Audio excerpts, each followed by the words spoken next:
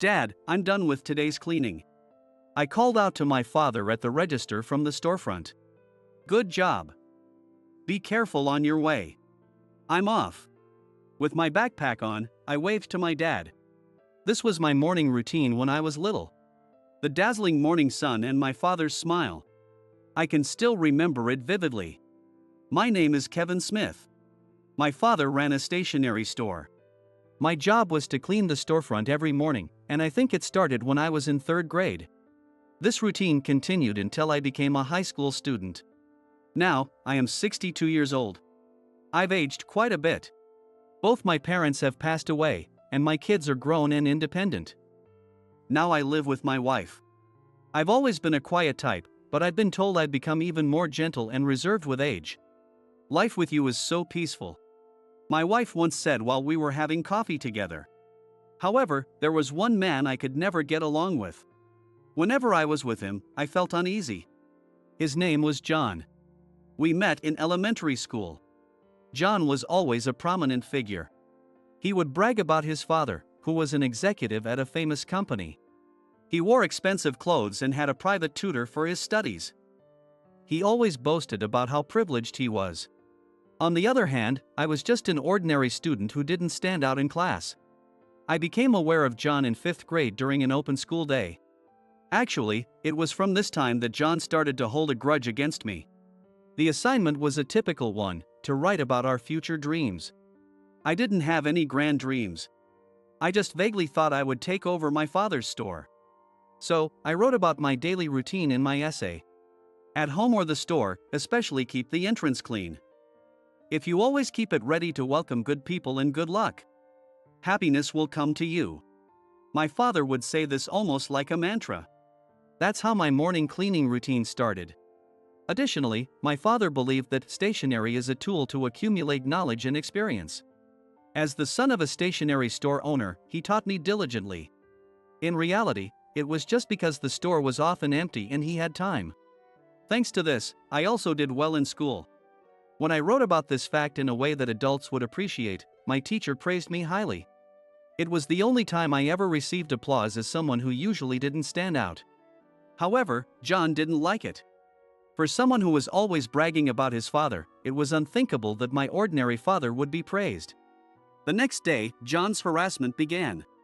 For a stationery store owner's kid, you use shabby pencils. Your eraser is small and dirty. Your store must sell nothing but defective products. Hey, everyone, don't buy anything from Kevin's store. He constantly made fun of our store and sometimes even did things that seemed like sabotage. John's family was influential in the community. No one dared to defy him. I became even more invisible, spending my days quietly. This situation continued into middle school, but as the number of students increased and we were placed in different classes, John's bullying decreased and I managed to find some peace. Later, I aimed to attend the local public high school. When I heard John was going to a prestigious private high school, I was genuinely relieved. But life is full of ups and downs. Soon after I started high school, my father's stationery store ran into financial trouble. A large shopping center opened about 15 minutes away by car. Its variety and prices were unbeatable for a small, family-run store. Despite my father's efforts for 2 more years, he eventually had to close the store. He worked various jobs until retirement and somehow managed to put me through college. 10 years after graduating from middle school, I attended a reunion. I looked forward to seeing old friends, but the first person to speak to me was John. "Your store went under, huh? Too bad you couldn't take it over." He still held a grudge from nearly 15 years ago. I was annoyed and dismissed him casually. "Yeah, it was unfortunate. Not everyone can have as grand a life as you." I meant it sarcastically, but John didn't catch on. "I'm having a tough time too. I joined my dad's company, but people say I'm only there because of him. But I just landed a big contract and shut them up." He was still a talkative braggart. His father was now a senior executive at a chemical company. "Eventually, I'll have to take over. It's a lot of pressure." I sighed quietly. "Good luck with that. You too. But I guess all you can manage is cleaning the store." With that, John laughed loudly and walked away. Despite the reunion, I felt gloomy. I took a sip of beer and rejoined my friends. 40 years passed. I never saw John again. Yet, my memories of him remained vivid. He left a strong impression. That's probably why. We were well past our 60th year, yet after decades apart, we immediately recognized each other. One afternoon, I was meticulously cleaning the floor of a building entrance. It had been raining since morning, and the floor was covered in water droplets. By the afternoon, the rain intensified, accompanied by thunder. Suddenly, two men rushed into the entrance. "Couldn't you at least get a taxi?" An elderly man shouted at a man in his 40s. He then shook his soaking wet umbrella, spraying water everywhere. "Hey, you! Clean this up," the older man ordered me. As soon as our eyes met, we both stopped in our tracks. "You? Kevin?" "John." The man I could never forget stood in front of me. He approached me with a smirk. He looked me up and down in my work uniform. "So, you became a janitor?" "Makes sense, cleaning is about all you're good for." He repeatedly tapped the tip of his umbrella on the floor, spreading more water around. "But still, a janitor at this age. Do you have any savings? What will you do when you're old?" He looked gleeful, like he'd found a new toy. "No rest for the poor. You have to keep working as long as you can move, right?" John chuckled nastily. Just then, the man behind him noticed my face and gasped. "John! That man is..."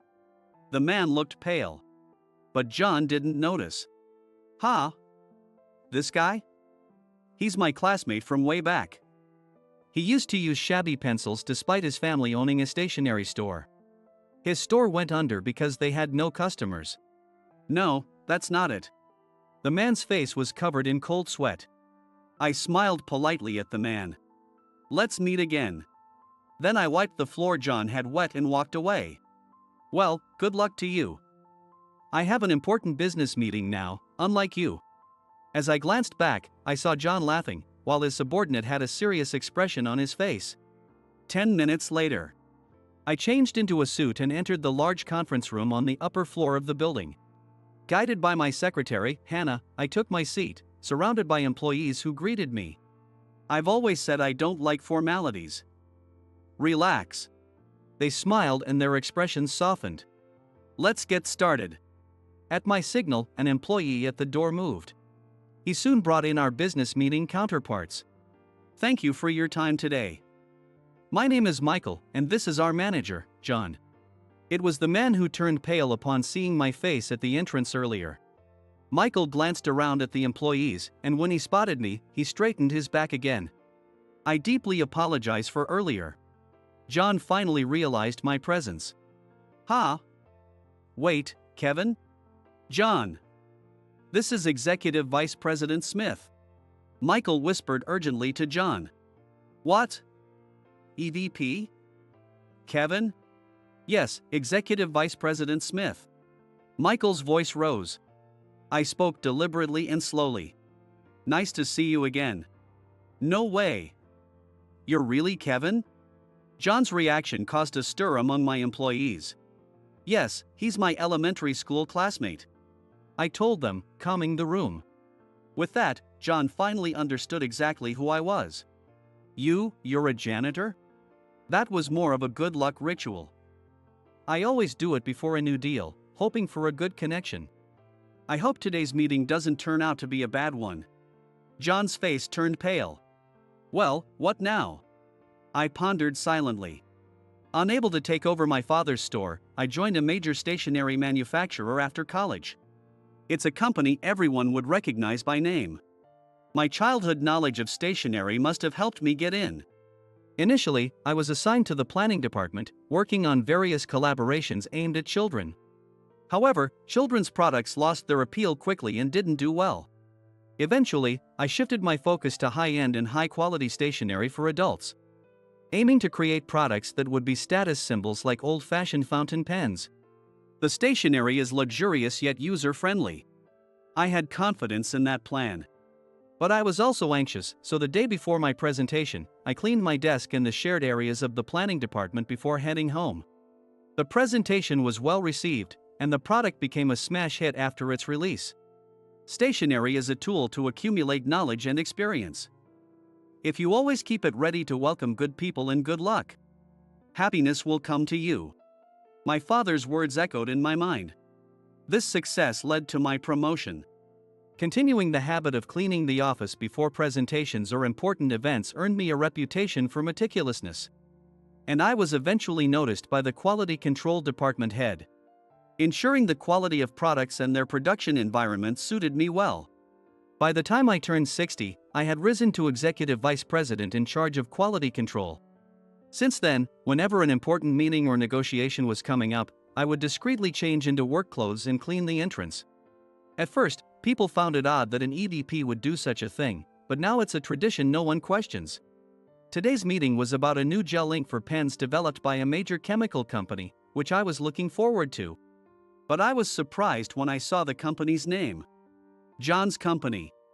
And John himself was coming to the meeting. You tricked me? I never said my job was as a janitor. Anyone would be fooled seeing you dressed like that. This company employs a fraud as an EVP? John. That's enough. John was reprimanded by his subordinate, and even he fell silent. I sighed dramatically. Being disrespectful, changing your attitude based on someone's status, and engaging in lowly behavior behind the scenes. Having someone like that as a manager makes me worry about what your company might do when we're not looking. I stood up. Please wait. Our products are highly rated for their quality. At least hear us out. I looked directly at John, my voice firm. Then please review your internal management and come back. I am very interested in your products. With that, I left the conference room. As Hannah followed me, she peered at my face. What happened today? You seem harsher than usual. Even Hannah had noticed my displeasure. Wounds from childhood are surprisingly deep. I looked up at the ceiling as we walked down the hallway. I don't know what discussions took place at John's company afterward. I only heard that John was demoted and stripped of his title. Sometime later, while I was working in my office as usual, the intercom rang. Yes? There's someone here without an appointment requesting to see you. Who is it? He says his name is John, the receptionist informed me. I thought for a few seconds and then replied, tell him to wait at the entrance. I changed into my work clothes and headed downstairs as usual. John was sitting hunched over on a lobby chair. He rushed toward me as soon as he saw me. Kevin. Please. You have to make the deal with us. If you don't, I'll get fired.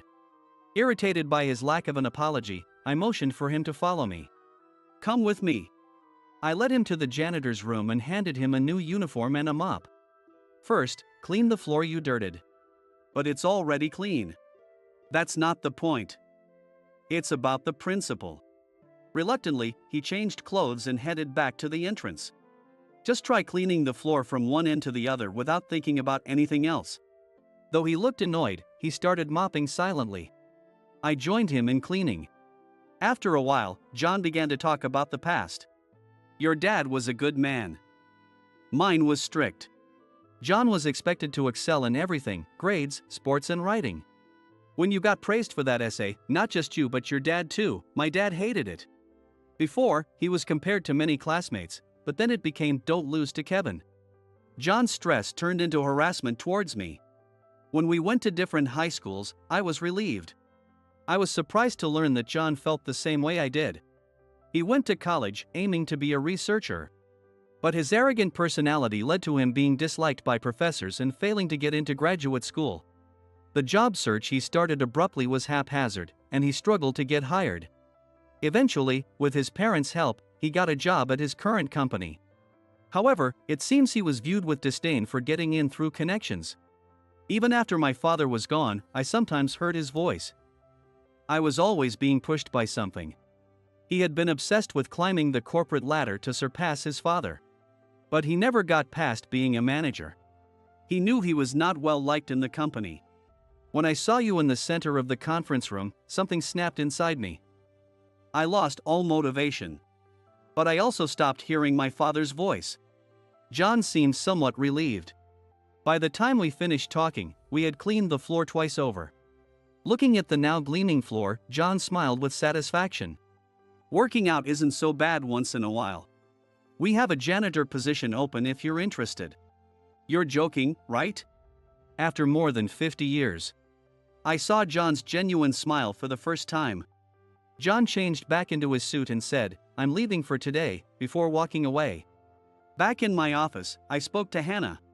Call the company about the gel ink deal. Tell them Kevin will reconsider. Understood. Hannah smiled softly. Looks like you're back to your usual self, Mr. Smith. From then on, John started coming to clean our entrance about once a month. You should be doing this at your own company. I can't. The employees who resent me would just make the floor dirtier out of spite. John said with a surprisingly fresh look on his face. We are still 62. We've got a lot ahead of us. He added, a line I never expected to hear from him. I couldn't help but burst out laughing. We laughed together, gripping our mops tighter.